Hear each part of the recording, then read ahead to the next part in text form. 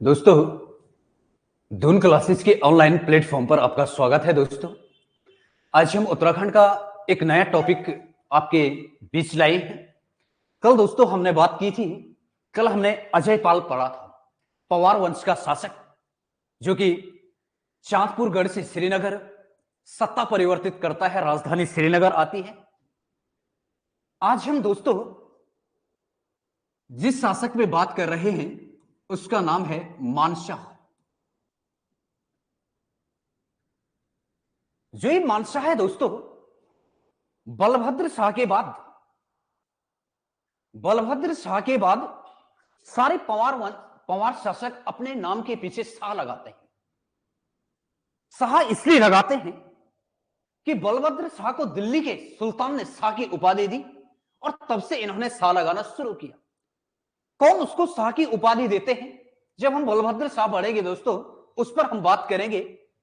आज हमारे पास टॉपिक है मानशाह, और मानशाह का टाइम पीरियड है दोस्तों 1591 से 1611, 1611 तक सत्ता चलाता है। दोस्तों, जब 1611 तक सत्ता चलाएगा दोस्तों, एक गजब का बादशाह, एक ऐसा बादशाह जिसकी वीरता इसके युद्धों से देखी जाती है, जिसकी वीरता इसके क्षेत्र विस्तार से देखी जाती है, और जिसकी वीरता इसके सेनापतियों से देखी जाती है। दोस्तों, भरत कवि हैं, उन्होंने एक ग्रंथ लिखा जिस ग्रंथ का नाम है मानवोदय काव्य। और मानवोदय काव्य पहला ऐसा ग्रंथ है जिसमें पवार वंश की लिखित जानकारी मिलती है। पवार वंश की लिखित जानकारी इस मानवोदय काव्य से मिली। तो इस मानवोदय काव्य में भरत कवि कहता है कि जो मानशाह था, वो मानशाह समुद्र के समान शांत था। दोस्तों, भरत कवि मानवोदय काव्य में कह रहा है कि मानशाह समुद्र के समान शांत था, भीम के समान गंभीर था, भीम के समान शौर्यवान था। यहीं से टॉपिक शुरू हो रहा है दोस्तों।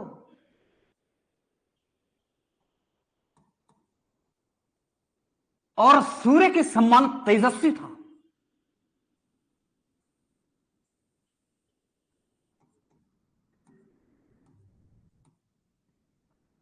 कह रहा है सूर्य के समान तेजस्वी है, समुद्र के समान गंभीर है, समुद्र के समान शांत है, भीम के समान शौर्यवान है, और सूर्य के समान तेजस्वी है। जब मानवोदय काव्य में भरत कवि इस शासक के बारे में ऐसी बातें कह रहा है, तो दोस्तों इसके अंदर कुछ टैलेंट होगा। इसने पवार सत्ता को स्थापित करने में कुछ विशेष भूमिका जरूर निभाई होगी।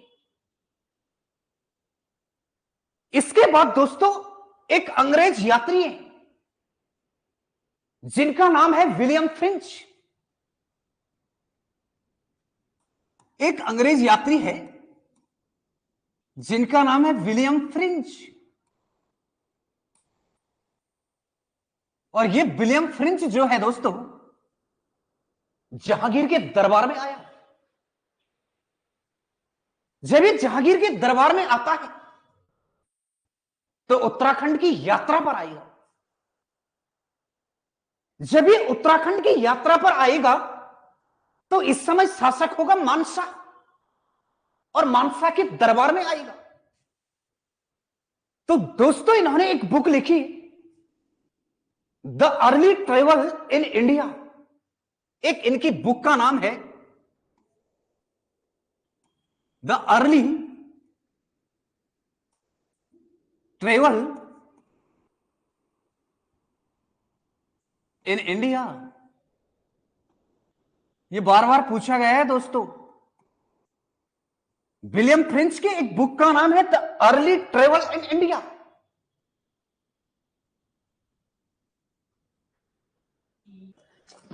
ये अर्ली ट्रेवल इंडिया में क्या लिखते हैं मानसा के बारे में? ये मानसा के बारे में लिखते हैं कि जो गढ़वाल का शासक मानसा, इन्होंने लिखा है गढ़वाल का शासक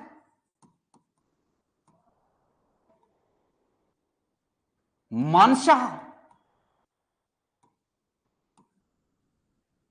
सौर्यवान शासक है। फिर लिखते हैं जो सोने के बर्तनों में, सोने के बर्तन में भोजन करता है,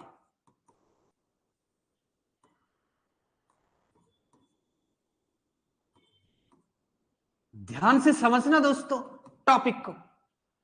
यहां से इसलिए शुरू कर रहा हूं क्योंकि इससे पता चलता है मानसा है क्या।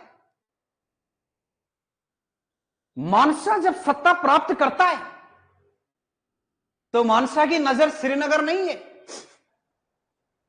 मानसा गढ़वाल और कुमाऊं के क्षेत्र से और भारत की जमीन से भी बाहर कब्जा करना चाहता है। इसलिए भरत कवि ने कहा है मानवोदय काव्य में, समुद्र के समान गंभीर या शांत है, भीम के समान शौर्यवान, सूर्य के समान तेजस्वी। और William French the early travel in India पुस्तक में लिखता है गढ़वाल का शासक मानसा शौर्यवान है जो सोने के बर्तन में भोजन करता है। अब दोस्तों जब ये सोने के बर्तन में भोजन करेगा तो दोस्तों जब ये शौर्यवान होगा, जब ये गंभीर होगा, समुद्र के समान गंभीर होगा, सूर्य के समान तेजस्वी होगा, तो क्या है दोस्तों इसकी खासियत? ये तो इसके बारे में कहा गया है। दोस्तों सबसे पहले इस समय जो कुमाऊं की सत्ता है, इस कुमाऊं की सत्ता जो चंद वंश की सत्ता है, इसका नेतृत्व कर रहा लक्ष्मी चंद। यहां है लक्ष्मी चंद। लक्ष्मी चंद कुमाऊं की सत्ता का नेतृत्व कर रहा है। तिब्बत के अंदर सत्ता चला रहा है कौन? काकोबा मोर। तिब्बत चाइना में यहां की सत्ता का नेतृत्व कर रहा है काकोबा मोर। यह तिब्बत है और तिब्बत का दापा प्रांत है। और दिल्ली में बैठे हैं दोस्तों जहांगीर। पहले अकबर था, अब जहांगीर आ चुका है।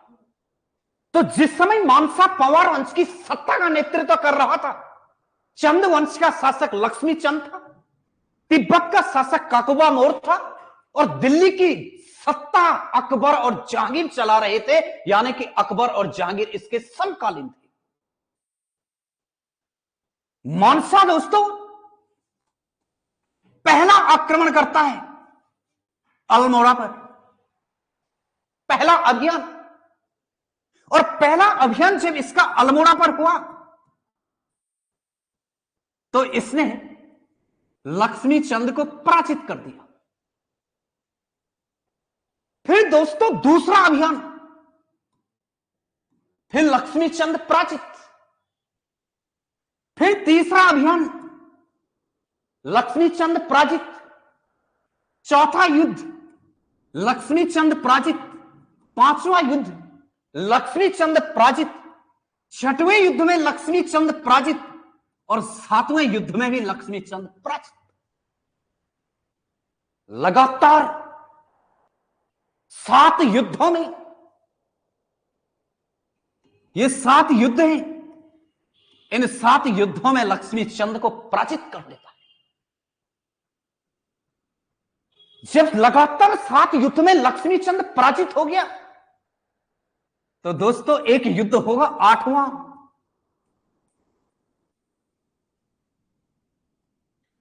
जिस युद्ध में मानसा पराजित हो जाता है।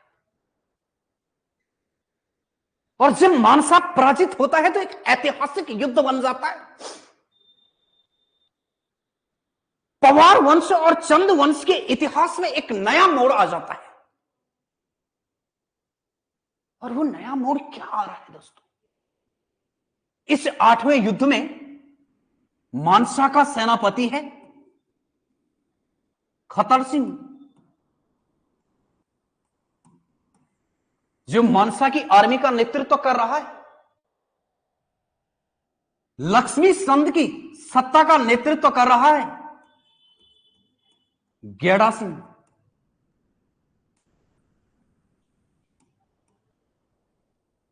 और गेड़ा सिंह दोस्तों इस युद्ध में खतर सिंह को बंदी बना देता है।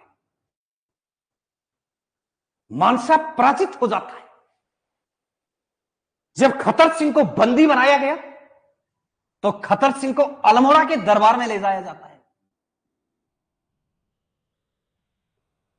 क्योंकि लगातार 7 युद्धों में पराजित होना, 8वें युद्ध में जीत मिलना, खतर सिंह का बंदी बनाया जाना अपने आप में लक्ष्मी चंद के लिए एक बड़ी उपलब्धि थी। जब खतर सिंह को अल्मोड़ा के दरबार में ले जाया गया तो दोस्तों गेड़ा सिंह ने लक्ष्मी चंद से कहा कि मैं इसको बंदी बना के लाया हूं, क्योंकि इसने 7 युद्धों में पराजित किया था। अब क्या व्यवहार इससे किया जाए? लक्ष्मी चंद आदेश देता है कि खतर सिंह को मार दिया जाए। जब खतर सिंह को मार देने की बात आती है दोस्तों, तो अल्मोड़ा के दरबार में खतर सिंह का कत्लेआम कर दिया जाता है और अल्मोड़ा में एक जश्न मनाया जाता है, खुशी मनाई जाती है कि जिसके नेतृत्व में हम 7 युद्ध हारे और 8वां हम जीते और यह भी मारा गया। तो दोस्तों एक त्योहार मनाया जाता है, खतुड़वा त्योहार। ध्यान से देखना दोस्तों वीडियो, नजर हटी तो दुर्घटना घटी। सारे महत्वपूर्ण टॉपिक है, महत्वपूर्ण। यह खतुड़वा त्योहार मनाया जाता है, यानी कि इस युद्ध की जीत के उपलक्ष्य में। और दोस्तों आज जो ये खतुड़वा त्योहार मनाया जाता है, यह मनाया जाता है प्रत्येक 17 सितंबर को। कुमाऊं में खतुड़वा त्योहार मनाया जाता है प्रत्येक 17 सितंबर को। तो दोस्तों युद्ध भी महत्वपूर्ण है, सेनापति भी महत्वपूर्ण है, शासक दोनों महत्वपूर्ण है, 17 सितंबर की डेट भी महत्वपूर्ण है दोस्तों। इसके बाद मानसा जब इन 7 युद्धों में अल्मोड़ा को लूट के आता है, तो दोस्तों एक प्लानिंग बन रही है अब कि अब भारत की जमीन से बाहर युद्ध किया जाए। और भारत की जमीन से बाहर युद्ध कहां होगा? भारत की जमीन से बाहर दोस्तों युद्ध तिब्बत की ओर चलेगा। अब यहां पे तिब्बत की ओर मानसा का अभियान चल रहा है और मानसा का जो अभियान का नेतृत्व है सेनापति, उसका नाम है दोस्तों जीतू बगड़वाल। इसको कहा जाता है रूप को रसिया मन को बसिया। इसके नेतृत्व में दापा प्रांत पर आक्रमण होता है और काकोबा मोर को पराजित किया जाता है। और दोस्तों जब काकोबा मोर को पराजित किया गया तो यह मान के चलो कि तिब्बत का जो प्रांत है, वो प्रांत दोस्तों मानसा के नियंत्रण में आ गया। यानी कि गढ़वाल की सत्ता तिब्बत पहुंच गई है और तिब्बत पर आक्रमण करने वाला मानसा पहला शासक होगा। पहला शासक है ये गढ़वाल का जो तिब्बत पर अभियान कर रहा है और जिसने किया और जिसने जीत प्राप्त की। काकोबा मोर्य पराजित हो जाता है। जब काकोबा मोर्य पराजित हो जाता है दोस्तों, तो यहां से एक संधि होती है दोनों के बीच और उस संधि के तहत तिब्बत का राजा सवा शेर सोना प्रतिवर्ष देगा और साथ में प्रतिवर्ष एक 4 सींग वाला मेढ़ू भी देगा। एक 4 सींग वाला मेढ़ू भी देगा, एक 4 सींग वाला जो भेड़ है उसको भी देगा। दोस्तों यहां पे जो महत्वपूर्ण तिब्बत अभियान किया जाता है, यह किया जाता है जीतू बगड़वाल के द्वारा। अब दोस्तों हम जीतू बगड़वाल पे आते हैं। कौन था जीतू बगड़वाल? जीतू बगड़वाल जो था, यह जीतू बगड़वाल मानसा का सेनापति है। सेनापति है। और दोस्तों ये जीतू बगड़वाल भी पंवार वंश का है। ये जब तिब्बत अभियान में जाता है, इसका एक ऐसा सेनापति है जिसके लिए मानसा ने इसको बहुत सारी जमीन दी है जीवन यापन करने के लिए। और उस जमीन पर मानसा अपने शेरे बोता था, शेर रुपाई करता था, जीवन यापन करता था और इसके मानसा के युद्धों में नेतृत्व करता था, सेनापति के रूप में रहता था। दोस्तों जीतू बगड़वाल चले गया तिब्बत। 4-5 साल हो गए, तिब्बत से वापस नहीं आया। जब 4-5 साल हुए तिब्बत से वापस नहीं आया, तो इसकी जो मां थी, जीतू बगड़वाल की मां चिंता करती रही और इसके पिताजी गरीबाबाई चिंता करते रहे कि हमारा बेटा जीतू बगड़वाल तिब्बत गया है अभियान में, कैसा होगा, जीता होगा या हारा होगा, जिंदा होगा या मर गया होगा, कोई खबर नहीं है दोस्तों। और उस चिंता में जीतू बगड़वाल के परिवार वालों ने जो इनके शेरे थे उसकी रोपाई नहीं की।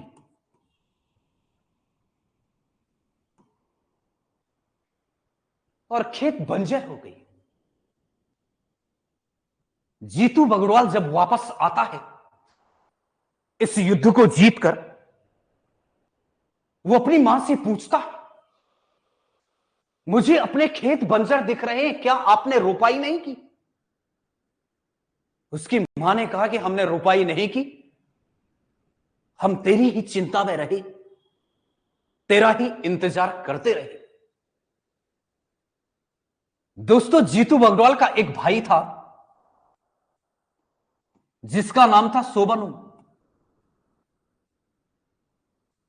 जीतू बगड़वाल अपने भाई से कहता है, सोबनू से, कि आप हमारे कुल पुरोहित के पास जाइए और कुल पुरोहित से पूछ के लाए कि हम धान की रोपाई करना चाहते हैं, सेरा लगाना चाहते हैं। आप हमें डेट बताइए कि शुभ डेट क्या है, शुभ तारीख क्या है, शुभ गते क्या है। तो जब सोबनो पुरोहित के पास जाता है तो पुरोहित कहता है कि आपके भाग्य में इस साल रोपाई नहीं है, आपके भाग्य में रोपाई नहीं है, घर के सदस्यों के भाग्य में रोपाई नहीं है। लेकिन आप अपनी बहन को ससुराल से बुलाकर रुपाई कर सकते हैं। तो दोस्तों, जीतू बग्रवाल की बहन जो थी वो थी सोबनी, जो खेत पर्वत से आगे रहती थी। तो जीतू बग्रवाल मन बनाता है कि मैं अपनी बहन के ससुराल अपनी बहन को बुलाने जाऊंगा, लेकिन जीतू बग्रवाल की जो मां है वो मना कर देती है जाने से, और कहती है कि छोटे भाई सोबनू को बहन को बुलाने के लिए जाना है। जीतू बग्रवाल कहता है कि मैं ही जाऊंगा। जीतू बग्रवाल इसलिए कह रहा है कि मैं ही जाऊंगा क्योंकि जीतू बग्रवाल जो सोबनी है दोस्तों, उसकी एक ननद है जिसका नाम है भरणी।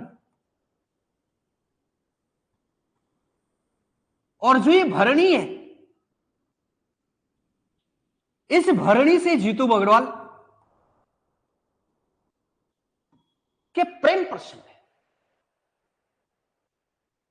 ये एक दूसरे से प्रेम करते हैं और जीतू बग्रवाल मिलना भी चाहता है।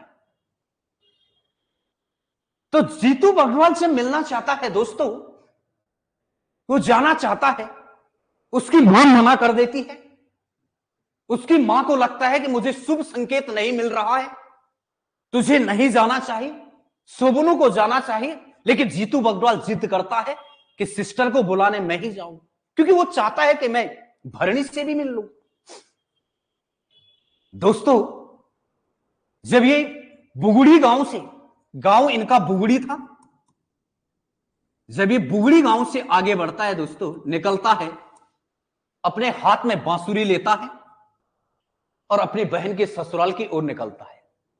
जीतू बग्रवाल एक बांसुरी वादक था, आकर्षक इसका चेहरा था, आकर्षक पर्सनालिटी जीतू बग्रवाल की थी। इसी कारण इसे रूप को रसिया कहा जाता है, मन को बसिया भी कहा जाता है। खेत पर्वत के पास जब जीतू बग्रवाल पहुंचा दोस्तों, तो इसने अपने बांसुरी की धुन को बजाना शुरू कर दिया। और जब बांसुरी बजाना शुरू कर दिया तो ऐसा वातावरण बन गया कि पत्थर और पत्ते भी हिलने लग गए। तो इसी समय दोस्तों, यहां जो जंगल की परियां हैं, जो वन देवी हैं, जिन्हें गढ़वाल की भाषा में आछरी कहा जाता है, ये आछरियां इसको लेने के लिए आ जाती है। और जीतू बग्रवाल कहता है आछरियों से, मैं इस समय अपनी बहन को बुलाने जा रहा हूं, हमने रोपाई करनी है, यदि आपने मुझे मारना है तो 6 गते अषाढ़, एक डेट है दोस्तों, 6 गते अषाढ़ हमारी रोपाई होगी और सब परिवार वहां रहेगा। जो हमारा कुटुंब है, जो हमारे 36 परिवार और 32 प्रकार का कुटुंब है, वो वहां रहेगा। आप उस दिन आना और आप उस दिन मुझे लेके चले जाना, मुझे मार देना। तो यहां से जब अपनी बहन को बुलाकर आता है, जब यहां से दोस्तों भरणी को भी साथ ले जाता है, तो रोपाई जिस दिन होती है दोस्तों, उस दिन ये वन की परियां आती है, जीतू बग्रवाल के पूरे परिवार को उस सेरे में डुबो देती है, मार देती है। उसके बाद दोस्तों गढ़वाल क्षेत्र में जो मानसा का दरबार है, इस मानसा के दरबार में हर कार्य अशुभ होते हैं। मानसा उसके बाद पुरोहित के पास जाता है, पूछता है कि जीतू बग्रवाल के जाने के बाद कोई भी काम सफल नहीं हो पा रहा है। तब दोस्तों पुरोहित कहता है कि आपको जीतू बग्रवाल की पूजा करनी होगी, इसकी आत्मा को शांति नहीं मिली है। इसीलिए दोस्तों आज गढ़वाल के क्षेत्र में जीतू बग्रवाल नामक एक कोथिक होता है, और जीतू बग्रवाल कोथिक जो होता है और दूसरे तीसरे साल में उसमें जीतू बग्रवाल की पूजा होती है। तो दोस्तों जीतू बग्रवाल मानसा का एक सेनापति था, जिसने तिब्बत अभियान में मानसा का यहां पे साथ दिया। मानसा, इसके बाद जो ये विजय है दोस्तों, दापा विजय, ये दापा जो विजय है इसकी जानकारी एक पुस्तक से मिलती है, उस पुस्तक का नाम है रामायण प्रदीप।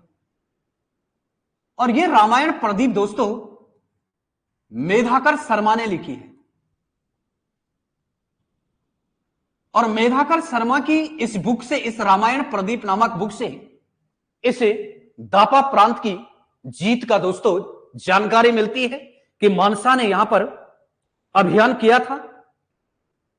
यही इसी पुस्तक में कहा गया है कि मानसा को यहां से 1000 सोने के कलश मिले थे। और जो ये 1000 सोने के कलश हैं, ये कलश तिब्बत से लाया था, इसी तिब्बत से मिले, जिसको मानसा ने गौरी मठ में दान कर दिया था।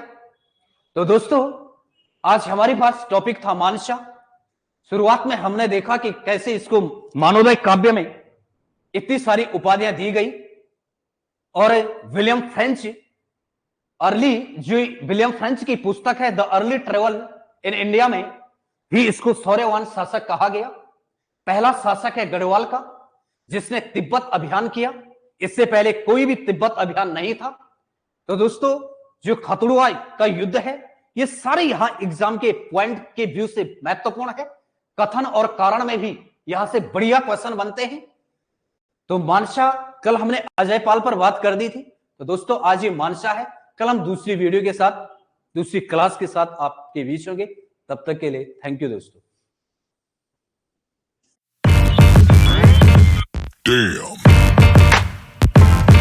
Damn.